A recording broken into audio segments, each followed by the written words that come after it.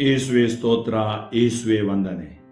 ಆತ್ಮೀಯ ಸಹೋದರ ಸಹೋದರಿಯರೇ, ಸಾಧಾರಣ ಕಾಲದ 31ನೆಯ ಭಾನುವಾರದ ಸುವಾರ್ತೆಯ ಧ್ಯಾನಕ್ಕೆ ನಿಮಗೆ ಸ್ವಾಗತ, ಸುಸ್ವಾಗತ. ಇಂದು ನವೆಂಬರ್ 3. ನಾವು ಪ್ರಾರ್ಥಿಸೋಣ. ಈ ಸುವಾರ್ತೆ ಅರ್ಥೈಸುವಂತೆ ದೇವರು ತಮ್ಮ ಆತ್ಮರಿಂದ ನಮ್ಮನ್ನು ತುಂಬಲಿ. ಸ್ತುತಿಗಳ ಮಧ್ಯೆ ವಾಸಿಸುವ ತಂದೆಯಾದ ದೇವರೇ, ನಿಮ್ಮ ನಾಮಕ್ಕೆ ಅನಂತ ಕೋಟಿ ಸ್ತುತಿ ಸ್ತೋತ್ರ ವಂದನೆಗಳನ್ನು ಸಲ್ಲಿಸುತ್ತೇನೆ ಪ್ರಭುವೆ. ಈ ದಿನ ನಾವು ಆಲಿಸಲಿರುವ ಈ ಸುವಾರ್ತೆಯನ್ನು ಆಶೀರ್ವದಿಸು. ಸುವಾರ್ತೆ ಆಲಿಸಲು ಗ್ರಹಿಸಲು ಬೇಕಾದ ಪವಿತ್ರ ಆತ್ಮರ ಜ್ಞಾನವನ್ನು ಕರುಣಿಸು. ಈ ಸುವಾರ್ತೆ ನಮ್ಮನ್ನು ಅಂಧಕಾರದ ಆಡಳಿತದಿಂದ ಬಿಡುಗಡೆ ಮಾಡಿ ಸ್ವರ್ಗದ ಆಶೀರ್ವಾದದಿಂದ ನಮ್ಮನ್ನು ತುಂಬಲಿ, ಸೌಖ್ಯವನ್ನು ನಮಗೆ ತರಲಿ ಹಾಗೂ ನಮ್ಮ ಮನೋನೇತ್ರಗಳನ್ನು ತೆರೆಯಲಿ. ಯೇಸು ನಾಮದಲ್ಲಿ ಪ್ರಾರ್ಥಿಸುತ್ತೇವೆ, ಆಮೆನ್. ಧರ್ಮೋಪದೇಶ ಕಾಂಡದಿಂದ ವಾಚನ, ಅಧ್ಯಾಯ 6 ವಾಕ್ಯಗಳು 2-6. Deuteronomy chapter 6 2-6. ಮೋಶೆಯು ಜನರಿಗೆ ಇಂತೆಂದನು, ನೀವು ಹಾಗೂ ನಿಮ್ಮ ಪುತ್ರ ಪೌತ್ರಾದಿ ಸಂತತಿಯವರು ಜೀವಮಾನದಲ್ಲೆಲ್ಲ ನಿಮ್ಮ ದೇವರಾದ ಸರ್ವೇಶ್ವರನಲ್ಲಿ ಭಯಭಕ್ತಿಯುಳ್ಳವರಾಗಿರಬೇಕು. ನಾನು ಈಗ ಬೋಧಿಸುವ ಅವರ ವಿಧಿ ನಿರ್ಣಯಗಳನ್ನೆಲ್ಲ ಅನುಸರಿಸಬೇಕು. ಆಗ ನೀವು ದೀರ್ಘಕಾಲ ಬಾಳುವಿರಿ. ಅದಕ್ಕಾಗಿಯೇ ಇವುಗಳನ್ನು ಆಜ್ಞಾಪಿಸಿದ್ದಾರೆ. ಆದುದರಿಂದ ಇಸ್ರಾಯೇಲರೇ, ನಿಮ್ಮ ಪಿತೃಗಳ ದೇವರಾದ ಸರ್ವೇಶ್ವರ ವಾಗ್ದಾನ ಮಾಡಿದ ಪ್ರಕಾರ ಹಾಲು ಜೇನು ಹರಿಯುವ ಆ ನಾಡಿನಲ್ಲಿ ನಿಮಗೆ ಶುಭ ಉಂಟಾಗುವಂತೆ, ನೀವು ಬಹಳವಾಗಿ ಹೆಚ್ಚಿ ಅಭಿವೃದ್ಧಿಯಾಗುವಂತೆ ಈ ಆಜ್ಞೆಗಳನ್ನು ಲಕ್ಷ್ಯವಿಟ್ಟು ಕೇಳಿ ಅನುಸರಿಸಿರಿ. ಇಸ್ರಾಯೇಲ್ ಜನಾಂಗವೇ ಕೇಳು, ನಿನ್ನ ದೇವರಾದ ಸರ್ವೇಶ್ವರ ಸ್ವಾಮಿ ಒಬ್ಬರೇ ದೇವರು. ನಿನ್ನ ಪೂರ್ಣ ಹೃದಯದಿಂದ, ಪೂರ್ಣ ಪ್ರಾಣದಿಂದ, ಪೂರ್ಣ ಶಕ್ತಿಯಿಂದ ನಿನ್ನ ದೇವರಾದ ಸರ್ವೇಶ್ವರನನ್ನು ಪ್ರೀತಿಸು. ಈ ದಿನ ನಾನು ನಿನಗೆ ತಿಳಿಸುವ ಮಾತುಗಳು ನಿಮ್ಮ ಹೃದಯದಲ್ಲಿ ನಾಟಿರಲಿ.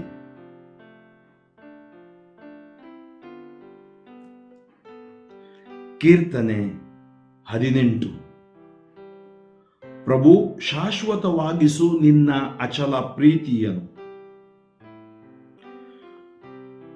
ಹೃದಯಪೂರ್ವಕ ವಂದನೆ ಪ್ರಭು ನಿನಗೆ, ದೇವರುಗಳೆದುರಿಗೆ ನನ್ನ ಕೀರ್ತನೆ ನಿನಗೆ. ಪೊಗಳುವೆ ನಿನ್ನ ನಾಮವನ್ನು ತಲೆಬಾಗಿ ನಿನ್ನ ಪವಿತ್ರಾಲಯದತ್ತ. ಪ್ರಭು, ಶಾಶ್ವತವಾಗಿಸು ನಿನ್ನ ಅಚಲ ಪ್ರೀತಿಯನ್ನು. ನಿನ್ನ ಪ್ರೀತಿ ಸತ್ಯತೆಗಳ ನಾಮ ನುಡಿಗಳ ಮಹತ್ವದ ಪ್ರಯುಕ್ತ ಮೊರೆಯಿಟ್ಟಾಗ ದಯಪಾಲಿಸಿದೆ ಸದುತ್ತರವನು. ಅಧಿಕ ಮಾಡಿದೆ ನೀನು ನನ್ನ ಆತ್ಮಶಕ್ತಿಯನ್ನು. ಪ್ರಭು, ಶಾಶ್ವತವಾಗಿಸು ನಿನ್ನ ಅಚಲ ಪ್ರೀತಿಯನ್ನು. ಉನ್ನತನಾದರೂ ಗಮನಿಸುವನು ಪ್ರಭು ದೀನರನು. ದೂರದಿಂದಲೇ ಗುರುತಿಸುವನಾತನು ಗರ್ವಿಷ್ಠರನು. ಶಾಶ್ವತವಾಗಿಸು ನಿನ್ನ ಅಚಲ ಪ್ರೀತಿಯನ್ನು. ಮರೆತು ಬಿಡಬೇಡ ನಿನ್ನಯ ಕೈಕೃತಿಯನ್ನು. ಪ್ರಭು, ಶಾಶ್ವತವಾಗಿಸು ನಿನ್ನ ಅಚಲ ಪ್ರೀತಿಯನ್ನು. ಇಬ್ರಿಯರಿಗೆ ಬರೆದ ಪತ್ರದಿಂದ ವಾಚನ, ಅಧ್ಯಾಯ 7 ವಾಕ್ಯಗಳು 23-28. ಲೇವಿಯರ ಯಾಜಕ ಸೇವೆಯು ಮರಣವು ಮೊಟಕುಗೊಳಿಸುತ್ತಿದ್ದುದರಿಂದ ಅನೇಕರು ಯಾಜಕರಾಗಬೇಕಾಗುತ್ತಿತ್ತು. ಯೇಸುವಾದರೋ ಚಿರಂಜೀವಿಯಾದುದರಿಂದ ಅವರ ಯಾಜಕತ್ವವು ಶಾಶ್ವತವಾಗಿ ಉಳಿಯುವಂಥದ್ದು. ಆದ ಕಾರಣ ತಮ್ಮ ಮುಖಾಂತರ ದೇವರನ್ನು ಅರಸುವವರನ್ನು ಯೇಸು ಸಂಪೂರ್ಣವಾಗಿ ಉದ್ಧಾರ ಮಾಡಬಲ್ಲರು. ಅಂಥವರ ಪರವಾಗಿ ವಿಜ್ಞಾಪಿಸಲೆಂದೇ ಯೇಸು ಸದಾ ಬದುಕಿರುವರು. ನಮಗೆ ಬೇಕಾಗಿದ್ದ ಪ್ರಧಾನ ಯಾಜಕರು ಯೇಸುವೇ. ಇವರು ಪರಿಶುದ್ಧರು, ನಿರ್ದೋಷಿ, ನಿಷ್ಕಳಂಕರು, ಪಾಪಿಗಳಿಂದ ಪ್ರತ್ಯೇಕಿಸಲಾದವರು, ಗಗನ ಮಂಡಲಗಳಿಗಿಂತಲೂ ಉನ್ನತದಲ್ಲಿರುವವರು. ಇವರು ಮಿಕ್ಕ ಪ್ರಧಾನ ಯಾಜಕರಂತೆ ಮೊದಲು ಸ್ವಂತ ಪಾಪಗಳಿಗಾಗಿಯೂ ಅನಂತರ ಜನರ ಪಾಪಗಳಿಗಾಗಿಯೂ ದಿನಂಪ್ರತಿ ಪರಿಹಾರ ಬಲಿಯನ್ನು ಒಪ್ಪಿಸಬೇಕಾಗಿಲ್ಲ. ಏಕೆಂದರೆ ಜನರ ಪಾಪ ಪರಿಹಾರಕ್ಕಾಗಿ ಒಮ್ಮೆಗೆ ಶಾಶ್ವತವಾಗಿ ತಮ್ಮನ್ನು ತಾವೇ ಬಲಿಯಾಗಿ ಸಮರ್ಪಿಸಿಕೊಂಡರು. ಧರ್ಮಶಾಸ್ತ್ರ ನೇಮಿಸುವ ಪ್ರಧಾನ ಯಾಜಕರು ಕುಂದುಕೊರತೆಯುಳ್ಳ ಮಾನವರು. ಆದರೆ ಧರ್ಮಶಾಸ್ತ್ರದ ತರುವಾಯ ಬಂದ ಹಾಗೂ ಶಪಥದಿಂದ ಕೂಡಿದ ದೈವವಾಕ್ಯವು ಸದಾ ಸರ್ವ ಸಂಪೂರ್ಣರಾದ ಪುತ್ರನನ್ನೇ ಪ್ರಧಾನ ಯಾಜಕರನ್ನಾಗಿ ನೇಮಿಸುತ್ತದೆ. ಘೋಷಣೆ. ಅಲ್ಲೇಲುಯ್ಯ, ಅಲ್ಲೇಲುಯ್ಯ. ನಾನಾದರೂ ಪಿತನಿಂದ ಕೇಳಿಸಿಕೊಂಡದ್ದನ್ನೆಲ್ಲ ನಿಮಗೆ ತಿಳಿಸಿದ್ದೇನೆ. ಈ ಕಾರಣ ನಿಮ್ಮನ್ನು ಗೆಳೆಯರೆಂದು ಕರೆದಿದ್ದೇನೆ. ಅಲ್ಲೇಲುಯ್ಯ. ಮಾರ್ಕನು ಬರೆದ ಪವಿತ್ರ ಶುಭ ಸಂದೇಶದಿಂದ ವಾಚನ. ಅಧ್ಯಾಯ 12 ವಾಕ್ಯಗಳು 28ರಿಂದ 34. Mark chapter 12 versus 28 to 34. ಪುನರುತ್ಥಾನದ ಬಗ್ಗೆ ತರ್ಕವನ್ನು ಕೇಳುತ್ತಿದ್ದ ಧರ್ಮಶಾಸ್ತ್ರಿಯೊಬ್ಬನು ಯೇಸು ಸ್ವಾಮಿ ಸದ್ದುಕಾಯರಿಗೆ ಸಮರ್ಪಕವಾದ ಉತ್ತರವನ್ನು ಕೊಟ್ಟಿದ್ದನ್ನು ಮೆಚ್ಚಿ ಅವರ ಬಳಿಗೆ ಬಂದು, ಆಜ್ಞೆಗಳಲ್ಲೆಲ್ಲ ಪ್ರಪ್ರಥಮ ಆಜ್ಞೆ ಯಾವುದು ಎಂದು ಕೇಳಿದನು. ಯೇಸು ಅವನಿಗೆ, ಇಸ್ರಾಯೇಲ್ ಸಮಾಜವೇ ಕೇಳು, ನಮ್ಮ ದೇವರಾದ ಸರ್ವೇಶ್ವರ ಏಕೈಕ ಸರ್ವೇಶ್ವರ. ನಿನ್ನ ದೇವರಾದ ಸರ್ವೇಶ್ವರನನ್ನು ನಿನ್ನ ಪೂರ್ಣ ಹೃದಯದಿಂದಲೂ, ನಿನ್ನ ಪೂರ್ಣ ಆತ್ಮದಿಂದಲೂ, ನಿನ್ನ ಪೂರ್ಣ ಮನಸ್ಸಿನಿಂದಲೂ, ನಿನ್ನ ಪೂರ್ಣ ಶಕ್ತಿಯಿಂದಲೂ ಪ್ರೀತಿಸು. ಇದೇ ಪ್ರಪ್ರಥಮ ಆಜ್ಞೆ.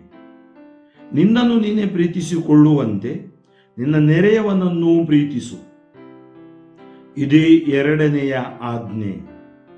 ಇವೆರಡು ಆಜ್ಞೆಗಳಿಗಿಂತ ಶ್ರೇಷ್ಠವಾದ ಆಜ್ಞೆ ಬೇರೊಂದಿಲ್ಲ ಎಂದರು.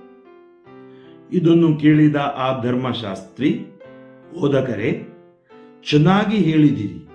ದೇವರು ಒಬ್ಬರೇ, ಅವರ ಹೊರತು ಬೇರೆ ದೇವರಿಲ್ಲ ಎಂದು ನೀವು ಹೇಳಿದ್ದು ಸತ್ಯ. ಅವರನ್ನು ನಾವು ಪೂರ್ಣ ಹೃದಯದಿಂದಲೂ, ಪೂರ್ಣ ಜ್ಞಾನದಿಂದಲೂ, ಪೂರ್ಣ ಶಕ್ತಿಯಿಂದಲೂ ಪ್ರೀತಿಸತಕ್ಕದ್ದು. ಇದಲ್ಲದೆ ನಮ್ಮನ್ನು ನಾವು ಪ್ರೀತಿಸಿಕೊಳ್ಳುವಂತೆಯೇ ನಮ್ಮ ನೆರೆಯವರನ್ನು ಪ್ರೀತಿಸತಕ್ಕದ್ದು. ಇವು ಎಲ್ಲ ದಹನ ಬಲಿಗಳಿಗಿಂತಲೂ ಯಜ್ಞ ಯಾಗಾದಿಗಳಿಗಿಂತಲೂ ಎಷ್ಟೋ ಮೇಲಾದುವು ಎಂದನು. ಅವನ ವಿವೇಕಪೂರ್ಣವಾದ ಉತ್ತರವನ್ನು ಮೆಚ್ಚಿ ಯೇಸು, ನೀನು ದೇವರ ಸಾಮ್ರಾಜ್ಯದಿಂದ ದೂರವಿಲ್ಲ ಎಂದರು. ಇದಾದ ಬಳಿಕ ಯೇಸುವನ್ನು ಪ್ರಶ್ನಿಸುವುದಕ್ಕೆ ಯಾರೊಬ್ಬರೂ ಧೈರ್ಯಗೊಳ್ಳಲಿಲ್ಲ. ಪ್ರಭು ಯೇಸುವಿನಲ್ಲಿ ಆತ್ಮೀಯ ಸಹೋದರ ಸಹೋದರಿಯರೇ, ಇಂದಿನ ಈ ವಾಚನಗಳನ್ನು ನಾವು ಧ್ಯಾನಿಸುತ್ತಿರುವಾಗ ನಮಗೆ ಗೋಚರಿಸುವ ಧ್ಯಾನಕ್ಕೆ ಅತಿ ಮುಖ್ಯವಾದ ಅಥವಾ ಪ್ರಮುಖ ವಿಷಯ ನೆರೆಯವನ ಪ್ರೀತಿ, ದೇವರ ಪ್ರೀತಿ. ಪ್ರೀತಿಯ ಬಗ್ಗೆ ನಾವು ಅನೇಕ ವಿಧವಾದ ವ್ಯಾಖ್ಯಾನಗಳನ್ನು ಈ ಲೋಕದಲ್ಲಿ ಮಾಡ್ತೀವಿ. ಆದರೆ ದೇವರ ಪ್ರೀತಿಯ ವ್ಯಾಖ್ಯಾನ ಮಾಡುವುದಾದರೆ ಪ್ರಭು ಯೇಸುವನ್ನು ನಾವು ನೋಡಬೇಕು, ಶಿಲುಬೆಯನ್ನು ನಾವು ನೋಡಬೇಕು. ಅದು ದೇವರ ಪ್ರೀತಿ. ಇವತ್ತು ಮೊದಲನೇ ವಾಚನದಲ್ಲಿ ನಾವು ಆಲಿಸ್ತಾ ಇದ್ದೀವಿ, ಮೋಶೆಯು ಜನರಿಗೆ ಹೇಳ್ತಾ ಇದ್ದಾನೆ, ನೀವು ಹಾಗೂ ನಿಮ್ಮ ಪುತ್ರ ಪೌತ್ರಾದಿ ಸಂತತಿಯವರು ಜೀವಮಾನದಲ್ಲೆಲ್ಲ ನಿಮ್ಮ ದೇವರಾದ ಸರ್ವೇಶ್ವರನಲ್ಲಿ ಭಯಭಕ್ತಿಯುಳ್ಳವರಾಗಿರಬೇಕು. ನೋಡಿ, ದೇವರಲ್ಲಿ ಭಯಭಕ್ತಿ. ದೇವರನ್ನು ನೀವು ನಿಮ್ಮ ಹೃದಯದಲ್ಲಿ ಪ್ರತಿಷ್ಠಾಪಿಸಬೇಕು ಮತ್ತು ಅವರ ವಿಧಿ ನಿರ್ಣಯಗಳು ಅಂದರೆ ಏನರ್ಥ, ಅವರ ಆಜ್ಞೆಗಳನ್ನು ನೀವು ಪಾಲಿಸಬೇಕು. ಆವಾಗ ನೀವು ದೀರ್ಘಕಾಲ ಬಾಳುವಿರಿ. ನಮ್ಮ ಆಯಸ್ಸು ದೇವರ ಕೈಯಲ್ಲಿದೆ. ನಾವು ದೇವರನ್ನು ಪ್ರೀತಿಸುವುದರ ಮೇಲೆ ಹೊಂದಿಕೊಂಡಿದೆ. ನಮ್ಮ ಪ್ರಾರ್ಥನಾ ಜೀವನದ ಮೇಲೂ ಹೊಂದಿಕೊಂಡಿದೆ, ನಮ್ಮ ವಿಶ್ವಾಸದ ಮೇಲೂ ಹೊಂದಿಕೊಂಡಿದೆ. ಆದ್ದರಿಂದ ದೇವರನ್ನು ಪೂರ್ಣ ಹೃದಯದಿಂದ, ಪೂರ್ಣ ಆತ್ಮದಿಂದ, ಪೂರ್ಣ ಶಕ್ತಿಯಿಂದ ನಾವು ಪ್ರೀತಿಸತಕ್ಕದ್ದು. ಅಂದರೆ ನಾವು ಬಂದುದು ದೇವರಿಂದ, ನಾವು ಹೋಗ್ಬೇಕಾದುದು ದೇವರೆಡೆಗೆ. ಅದರಿಂದ ನಮ್ಮ ಜೀವನಕ್ಕೆ ಉತ್ತರವೇ ದೇವರು. ದೇವರನ್ನು ಪ್ರೀತಿಸಿದರೆ ನಾವೇನು ಕಳ್ಕೊಳ್ಳುವುದಿಲ್ಲ. We will never lose anything. ಅದಕ್ಕಾಗಿ ನಿನ್ನ ವಾಚನ ನಮಗೆ ಹೇಳ್ತಾ ಇದೆ, ಲಕ್ಷ್ಯವಿಟ್ಟು ನೀವು ಇದನ್ನು ಕೇಳಿ ಆಲಿಸಿ. ನೀವು ಏನು ಮಾಡ್ತೀರಿ? ನಿಮಗೆ ಅಭಿವೃದ್ಧಿ ಸಿಗುತ್ತೆ, ಸಮೃದ್ಧಿ ಸಿಗುತ್ತೆ, ಮತ್ತು ನೀವು ಹೋಗುವ ಕಡೆಗಳಲ್ಲೆಲ್ಲ ಆಶೀರ್ವಾದ ಸಿಗುತ್ತೆ. ದೇವರೊಂದಿಗೆ ಜೀವಿಸಿದರೆ ಮಾತ್ರ. ದೇವರನ್ನು ಬಿಟ್ಟರೆ ಇದು ನಿನಗೆ ಸಿಗಲಾರದು, ನಿಜವಾದ ಆನಂದ ನಿನಗೆ ಸಿಗಲಾರದು. ಇನ್ನಿನ ಕೀರ್ತನೆಯಲ್ಲಿ ನಾವು ಆಲಿಸಿದೆವು, ಪ್ರಭುವ ಶಾಶ್ವತವಾಗಿಸು ನಿನ್ನ ಅಚಲ ಪ್ರೀತಿಯನ್ನು. ದೇವರ ಪ್ರೀತಿ ಶಾಶ್ವತ ಪ್ರೀತಿ, ಅದಕ್ಕೆ ಯಾರಿಗೂ ಬೆಲೆ ಕಟ್ಟಲಾಗೋದಿಲ್ಲ. ಇನ್ನೊಂದು ಆಂಗ್ಲ ಭಾಷೆಯಲ್ಲಿ ಹೇಳುವುದಾದರೆ ಬಿಯಾಂಡ್ ದ ಬಾರ್ಡರ್ಸ್, ಅದಕ್ಕೆ ಗಡಿಗಳಿಲ್ಲ, ಎಲ್ಲೆಗಳಿಲ್ಲ. ಅದು ಎಲ್ಲೆಗಳನ್ನು ಮೀರಿದ ಪ್ರೀತಿ, ಅತಿಶಯ ಪ್ರೀತಿ, ಅತಿ ಶ್ರೇಷ್ಠವಾದ ಪ್ರೀತಿ, ಯಾವುದೇ ತರಹದ ಕಟ್ಟುಪಾಡುಗಳಿಲ್ಲದ ಪ್ರೀತಿ. ಅದಕ್ಕಾಗಿ ಆ ದೇವರ ವರ್ಣಿಸಲು ಅಸಾಧ್ಯವಾದ ಪ್ರೀತಿ. ನಾವು ಯಾವಾಗ ಅವರ ಪ್ರೀತಿಯಿಂದ ತುಂಬಲ್ಪಡ್ತೀವೋ ನಮ್ಮ ಒಳಗಡಿರುವ ಪಾಪಗಳು ದೂರ ಹೋಗ್ತವೆ, ಬಲಹೀನತೆಗಳು ದೂರ ಹೋಗ್ತವೆ, ನಕಾರಾತ್ಮಕತೆಗಳು ದೂರ ಹೋಗ್ತವೆ. ದೇವರ ಕರುಣೆಯಿಂದ ನಾವು ತುಂಬಲ್ಪಡ್ತೀವಿ. ಅದಕ್ಕಾಗಿ ಅವರ ಪ್ರೀತಿ ಶಾಶ್ವತವಾಗಿರಲಿ ನಮ್ಮ ಒಳಗಡೆ. ಉಳಿದವುಗಳೆಲ್ಲ ನಮಗೆ ಕ್ಷುಲ್ಲಕ. ಅವರನ್ನು ನಾವು ಹೊಂದಿಕೊಂಡಿದ್ದಾಗ, ಅವರೊಡನೆ ನಾವಿದ್ದಾಗ ನಾವು ಜಯವಂತೀವಿ. ಇಂದಿನ 2ನೇ ವಾಚನ ಬಹಳ ಸುಂದರವಾಗಿ ಹೇಳ್ತಾ ಇದೆ. ಹಳೆಯ ಒಡಂಬಡಿಕೆಯ ಯಾಜಕತ್ವ, ಆ ಯಾಜಕತ್ವ ಸಂಪೂರ್ಣ ಯಾಜಕತ್ವ ಅಲ್ಲ. ಕಾರಣ, ಅವರು ಪಾಪಿಗಳಾಗಿದ್ದುದರಿಂದ ತಮಗಾಗಿ ಅರ್ಪಿಸಬೇಕಿತ್ತು, ಜನರಿಗಾಗಿ ಅರ್ಪಿಸಬೇಕಾಗಿತ್ತು. ಆದರೆ ಯೇಸುವಿನ ಯಾಜಕತ್ವ, ಅವರು ಪಾಪ ಮಾಡಲಿಲ್ಲ. ಆದ್ದರಿಂದ ಬೈಬಲ್ ಹೇಳುತ್ತೆ, ಯೇಸು ಸ್ವಾಮಿ ಪರಿಶುದ್ಧರು, ಹೋಲಿ, ನಿರ್ದೋಷಿ, ದೋಷ ಕಳಂಕ ಇಲ್ಲದವರು, ನಿಷ್ಕಳಂಕರು, ಪಾಪಿಗಳಿಂದ ಪ್ರತ್ಯೇಕಿಸಲಾದವರು, ಗಗನ ಮಂಡಲಗಳಿಗಿಂತಲೂ ಉನ್ನತ ಮಹೋನ್ನತ ದೇವರವರಾಗಿದ್ದಾರೆ. ಅದರಿಂದ ಅಂಥ ಯಾಜಕರು ಜನರ ಪಾಪಗಳಿಗಾಗಿಯೂ ದಿನಂಪ್ರತಿ ಪರಿಹಾರ ಬಲಿಯನ್ನು ಒಪ್ಪಿಸಬೇಕಾಗಿಲ್ಲ.